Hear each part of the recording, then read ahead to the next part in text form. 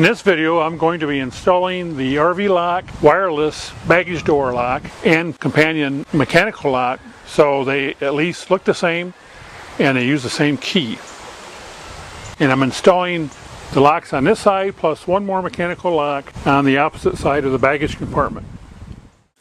If you follow my YouTube channel, you know that I replaced my main entry door handle with a keyless one. I decided to buy matching handles for the baggage compartment, which is what you see here. Now I have three different handles. One of them, this one, is a keyless, and this operates similar to the one on the door with the remote key fob. And in fact, the key fob is a two-channel fob, as you can see here in the little picture. There's one channel that can be used for the door, the main entry door, the other channel that can be used for this one. And then these two are just aesthetically matching, but they're mechanical, which means they don't have any electronics in them. They're key only. And the reason I bought all three of these is because I got the keys to match on all three. And in fact, I tried to get the same key to match for the main entry door, and I could have if I ordered them all at once, but that's kind of a big expenditure, and I didn't really want to make the commitment. And as it is, I bought these on a 25% sale, and the other one I bought at a 40% sale on Black Friday. And even with that, I'm well into over $400 for the set of four of them. If you buy them all at the same time, then they will key them alike. And the problem is they do a limited production run of each key, and nobody can go back and get that key at a later date. And RVLock has these things on sale, maybe once or twice a month. They're on sale all the time. Go online and sign up as a subscriber, and then they will send you an email once or twice a month probably on when they're on sale. And sometimes they're on sale for 10%, sometimes, they're on sale for higher. Like I said, last year on Black Friday I got 40% off. Sometimes they give you a free key fob. I mean, they change their incentives each time they have a different sale. So we'll open this, see what we got. It's actually, this is actually pretty darn heavy.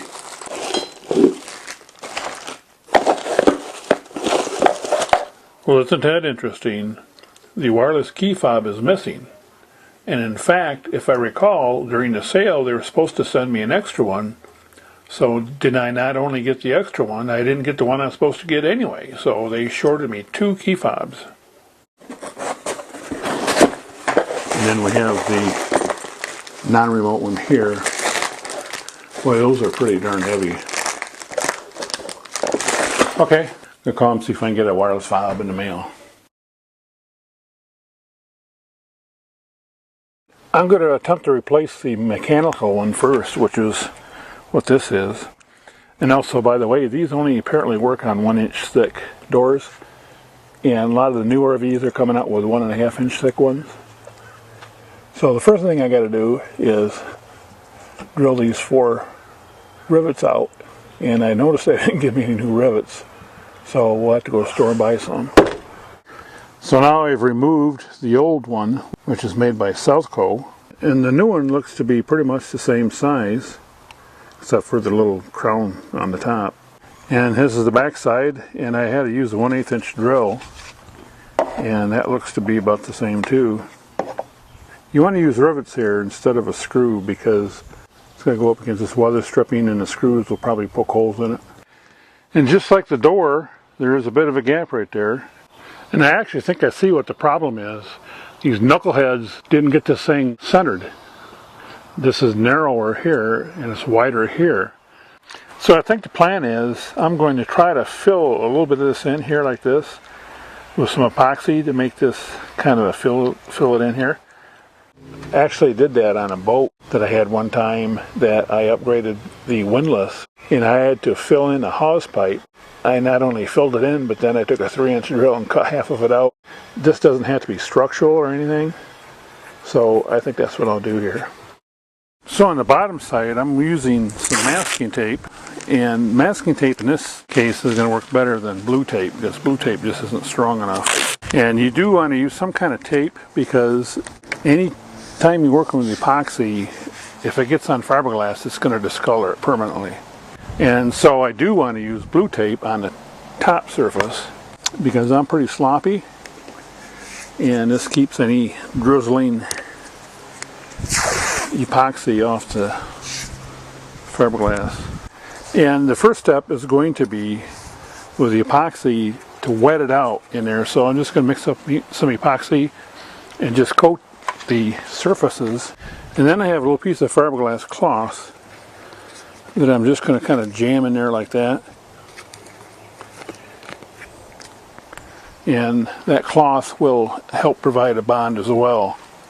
And I'm using JB Weld 5-minute epoxy, and I have a little acid brush. We're just going to wet this out with some epoxy in this brush. We're just wetting it out by just putting a little bit in that little gap that I formed.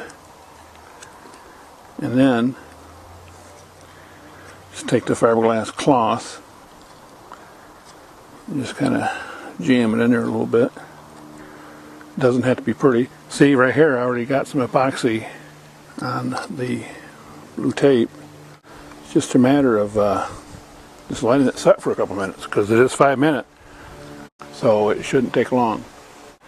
Alright, now I've got this pretty much dry, and so I made a little dam in here for the pour, and what I'm going to do is pour some epoxy. And this is some West System 404 high density adhesive filler, and when you mix this with epoxy, it makes a much stronger bond. So now we're just going to pour into our void here. We may have to come back and put some more in as it finds its way into everything. Let that cure and see what it looks like when it's done. Well, it's been about an hour now, and that's nice and cured real hard. So let's pull everything off it.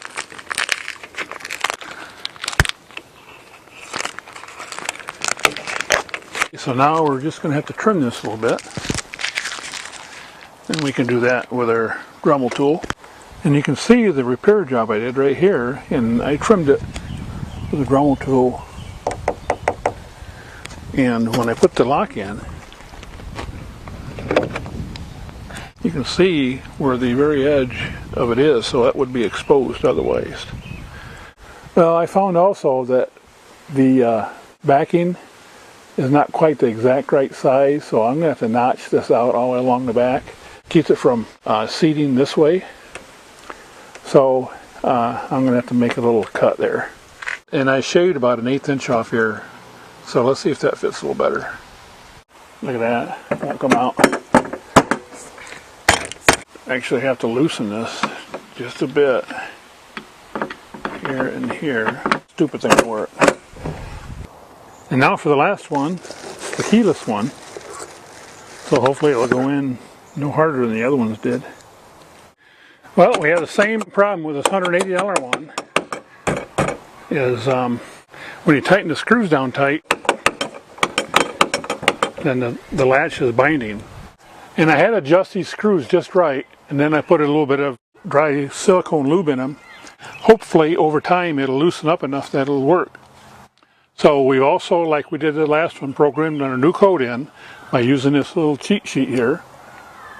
And now we're going to program our key fob, and this is on.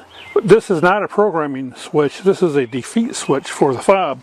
So if you don't want anybody to use the wireless function, you can turn it off. So to program the key fob, you just hit the learn switch, and then you just press this a few times, and then we'll try it. Okay. And now the door.